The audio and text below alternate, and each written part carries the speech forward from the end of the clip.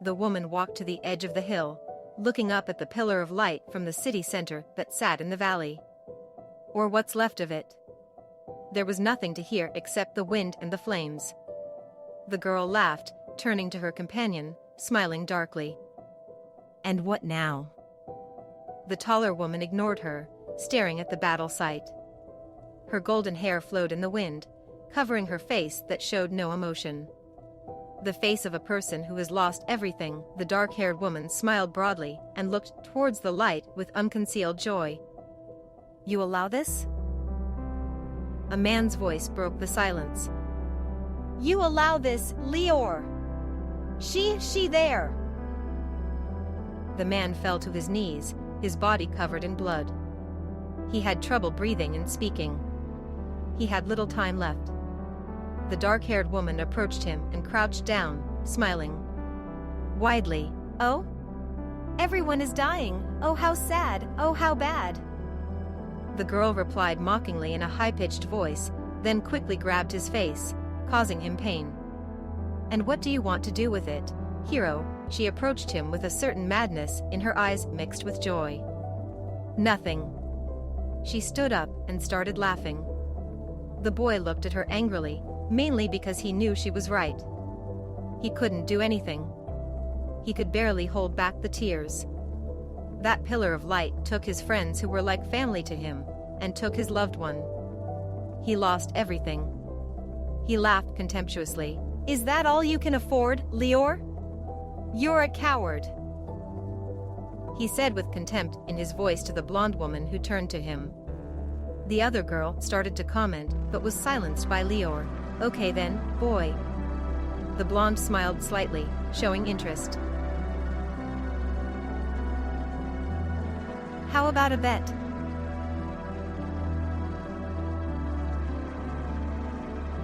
The man ran quickly between the buildings, trying to hide. He was all beat up. His elegant clothes were torn and bloody. His dark, long hair fell over his face. He looked at the full moon and sighed. He couldn't believe what had happened. He, the most powerful of his line, was defeated by some bounty hunter. He cursed quietly. He didn't give up yet and started walking further to the nearest park, hoping to lose his attacker. "Colder than I expected." The young man whispered this to himself, stuffing his hands into his sweatshirt pockets. He slowly made his way to the park bench, eager to admire the cloudless night sky. The moon was reflected in the lake. Beautiful view. He smiled to himself. Stellis, a city full of contrasts, delighted not only with its modernity but also with its mystical beauty. It combined old Novatarian culture with innovative architecture, making it truly unique. Since Novatera became one federation, Stellis has created a unique history as the capital of the western part of the Federation. It was here that key meetings of the Federation government were held, and it was also where representatives of the global government sometimes gathered. The entire world is divided into regions: Libertara, Britannia, Novatera, Aquilantida, and Zenorienta. Long ago, global change led to the creation of one world government. Regions have operated on a federal basis for over 500 years. His family had roots in Nordland, and the history of their parents began in Nordland, from where they emigrated to Stellis when they were young. Both he and his sister were born here. The boy had always loved this place and couldn't imagine living anywhere else. Here he found happiness. He smiled to himself, feeling the peace in his soul of belonging to this unique city. "Shit." The dark-haired man cursed. He was exhausted. He felt like he couldn't cope any longer. His legs were starting to give out on him. He lost too much blood, too much. And then he saw a lonely boy in the park. He smiled triumphantly to himself. "It's not the end of me yet." He laughed. He looked at the moon for a moment and thought it was quite a nice sight, and in a split second, he was behind the boy, biting into his neck. The young man struggled, but had no chance against the attacker who sunk his fangs into his neck. The boy looked blankly at the sky. All he saw was a blue butterfly that flew calmly through the sky. A beautiful view that had something magical about it. Why? He whispered. At the same moment, something threw the attacker into the trees with enormous force. The young man fell to the grass without strength. Damn it! The man felt his bones breaking, blood starting to flow from his mouth. Damn you! He had barely uttered the words before he could move, let alone fight. He lost.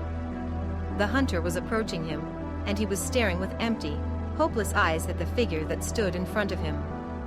The same face that had humiliated him all those years ago had now defeated him. How is this possible? His eyes followed the figure, and then he understood. He smiled. As they say, once in the cart, sometimes under the cart. The hunter stood right in front of him. Sweet dreams, honey. The girl stuck a small dagger into his heart, crouched down, and watched the man die. She sheathed her dagger, took something from his pocket, and stood up, brushing the dust off her pants. She looked at the lying young man and cursed. She had to get rid of the body. Luckily for her, they were at a small lake. She walked up to him, looked at him carefully, and was about to throw him into the water, but then she noticed his gaze. She cursed out loud. The boy was still alive, barely, but he was still alive, and he was looking at her with piercing eyes. It wasn't the look of a victim, but of someone determined, someone who had no intention of dying. His look said that he wanted to live, and that he would not give up. The girl glared at him, swearing like a cobbler as she did so. She grabbed the boy and carried him next to the corpse. She took out her dagger, cut the dead man's wrist, and then placed it in the boy's mouth, making sure he swallowed the blood. He looked at her blankly. I'm sorry. She smiled slightly at him, her eyes filled with sadness and bitterness. She cursed quietly to herself. The boy slowly woke up in bed, hurting all over. He stood up and looked around the room, confused. The room was quite large and had little furniture. A dark wooden wardrobe covering the entire wall, a table with a bedside lamp next to the large bed, and a chest of drawers next to the door. The walls were light and complemented the light parquet floor. The room was half dark, mainly due to the curtains being half down on the windows. The boy grabbed his neck, which hurt the most, and stiffened. He ran it down his arm a few times, shocked. He remembered that something attacked him in this place, but there was no wound. His memories were a bit hazy. The last thing he remembers was the moon and the stars, and then there was only pain. He shuddered, not understanding the whole situation.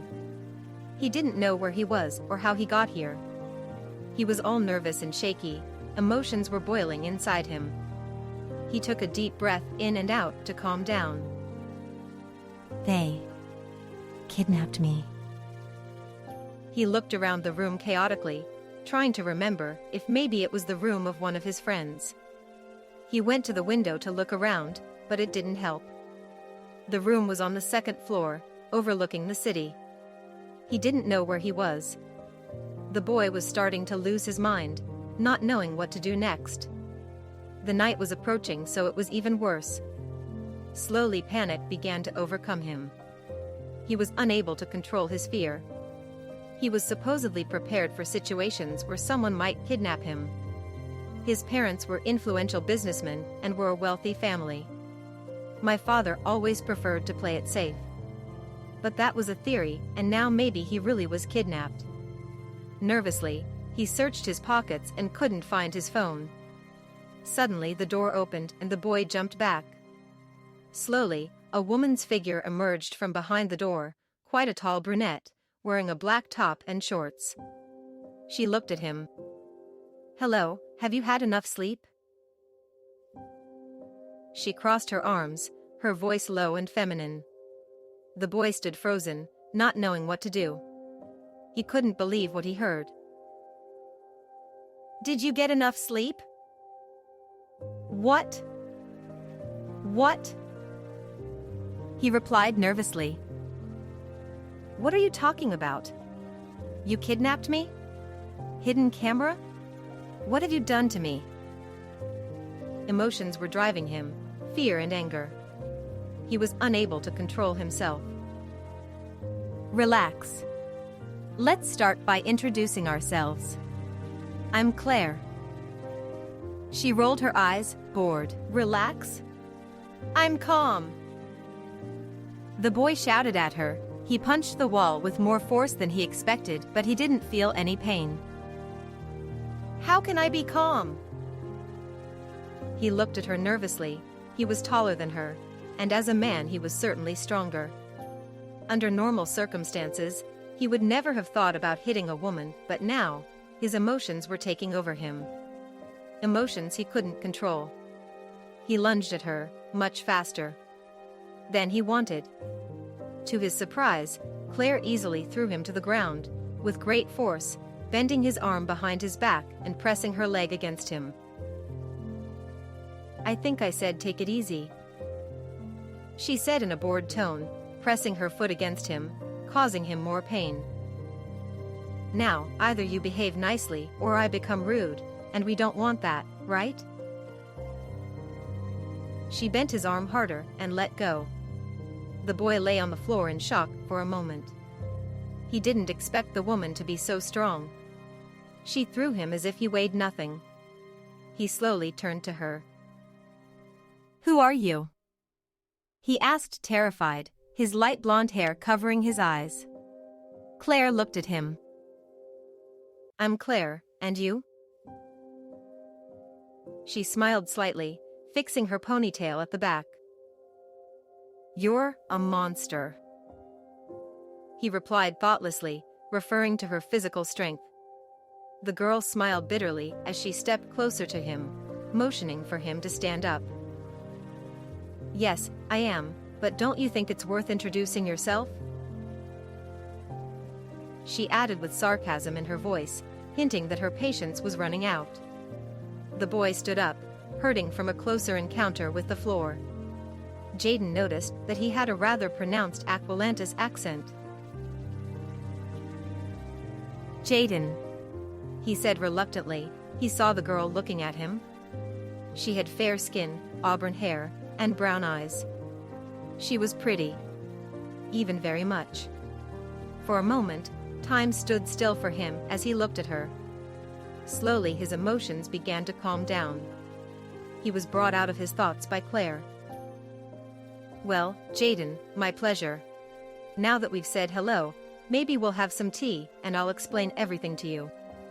She smiled at him and left the room, signaling him to follow her. The boy reluctantly followed her to the other room, which was connected to the kitchen. Light wooden parquet floor, combined with cream walls and light furniture, all in a quite minimalist style. One larger dark brown bookcase with a built-in large TV and one large cream sofa in the middle of the room, with 2 armchairs in the same style. The apartment had 2 bedrooms and a bathroom. Everything was decorated in a similar way, with little furniture and light colors mixed with wood. The decor was minimalist but quite elegant. Modern elegance. Although it felt like it was quite an expensive and well-finished apartment. The detail was in the details and in the quality. It was elegant and luxurious, but not intrusive, the complete opposite of the house Jaden lived in, with lots of furniture, paintings, and a bit opulent. His family was quite wealthy. Both of his parents were well-earning businessmen.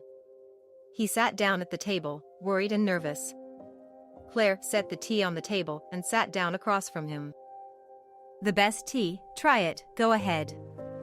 She smiled and took the cup to smell the drink from the best tea shop and made by me. Jaden was not in the mood to drink tea and chat. He looked into his cup and then looked at the girl. Did you kidnap me? He asked quietly, watching the brunette, who looked at him for a moment like he was an idiot and then laughed. Good joke. Do I look like a child kidnapper to you? She replied bitterly, looking into his eyes. The boy looked down, He wanted to ask another question, but before he could, Claire handed him his phone, which surprised Jaden. Next time you should have some password, you know. Jaden stood up, terrified. Why did you have my phone? What is this all about? Explain yourself. He didn't notice when he started screaming. His vision darkened again, he had trouble controlling himself again, and tears came to his eyes. Why? He staggered towards Claire, who was sitting there unfazed by it all. Sit down. She replied coldly, in a voice that accepted no objections. She looked at him. There was something terrifying in her gaze, and at that moment he felt helpless. Jaden sat down, quietly. His hands were shaking with fear. Claire looked like an ordinary girl, 20-something, nice, but her gaze was that of a strong and ruthless person. Tell me, what do you remember from yesterday? She asked gently. Jaden shuddered as he thought about the incident, which was like a bad dream to him. Slowly his hand touched the back of his neck. I was in the park, and then someone hit me in the neck, and I woke up here. He replied shyly, the memory making him feel sick. Claire sighed. You lost consciousness, and I took you to me. The girl crossed her arms. Her thoughts were also there in the park, and it was nothing pleasant. The boy had the impression that she hadn't told him everything. He shuddered. Why? Why did you help me? Jaden didn't want to seem ungrateful. After all, she didn't leave him alone in the park, but on the other hand, she could have taken him to the police or somewhere, not to her place. It was all suspicious. You helped me, so... I helped? Claire interrupted him. After all, you're alive, so maybe I helped. She replied harshly, laughed, and then looked at him with some sadness. Don't thank me, you're welcome. She stood up and went to the bathroom, telling Jaden to follow her. The boy, confused, reluctantly approached her. Claire stood and looked in the mirror. The room was creamy gold, with a large bathtub and a mirror covering the entire wall. Jaden looked at her questioningly, not knowing what to do. She just pointed to the mirror. The boy looked and saw his reflection. There was nothing unusual about it. Tall, slim, and light blonde with very pale skin. The only difference he noticed was that his hair and skin seemed lighter than normal. He and Claire were like a contrast. She was a dark brunette, with fair skin, beautiful brown eyes, and a perfect figure with feminine curves, although when he looked at her better, she had slightly defined muscles on her arms. He, however, was tall, thin, blonde with bright eyes. Golden? What? He asked aloud, not believing what he was seeing. His sapphire eyes turned golden yellow. The boy was speechless from the impression. He went to the mirror to take a closer look. What happened? How is this possible? He repeated to himself, and then looked at Claire, looking for an answer. She just sighed and left the bathroom. Come on, was all she said, and sat down at the table again. Jaden did the same, asking no more questions. It all overwhelmed him. If he could, he would run away, but he knew he had no chance against Claire, so he waited for the right moment. So, she took the knife in her hand. You became a vampire, that's how it turned out. She said dispassionately, as if it was something boring, still looking at the knife. Jaden stood up, upset, fed up with this, and ran towards the door to escape. They were open. He quickly ran towards the stairs and ran downstairs. He stopped, surprised to find himself in a pub full of people. It was noisy, full of laughter and loud discussions, and someone was playing the piano in the background. Fortunately for the boy, he was taller than most people, so he easily made his way through the crowd to the exit. He ran out and started looking around nervously, and luckily there was a taxi in front of the building. He got into it without hesitation. He gave the address and they drove away. You're very nervous? Bad company at the Pearl? The driver joked, looking at the nervous boy who ignored the question. He was glad he escaped. He looked back, but there was no sign of the girl. He took out his phone and called. "Mom, I'm coming home. I'll tell you everything. I'm sorry." Tears came to his eyes as he said this. The woman didn't have time to answer because the boy hung up. This wasn't the place to talk. Vampire. He said quietly to himself. Good jokes. Are you sure? The tall man was cleaning his glass when Claire approached him, scowling. Your boy flew out of here like a slingshot. He laughed. Did you do something to him?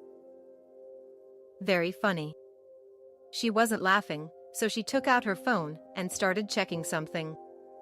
Looks like I caught a goldfish. The bartender moved closer to see the map on the phone. He laughed. How many stars do you think the ride will be rated? 5, as long as the driver stays quiet. They both laughed.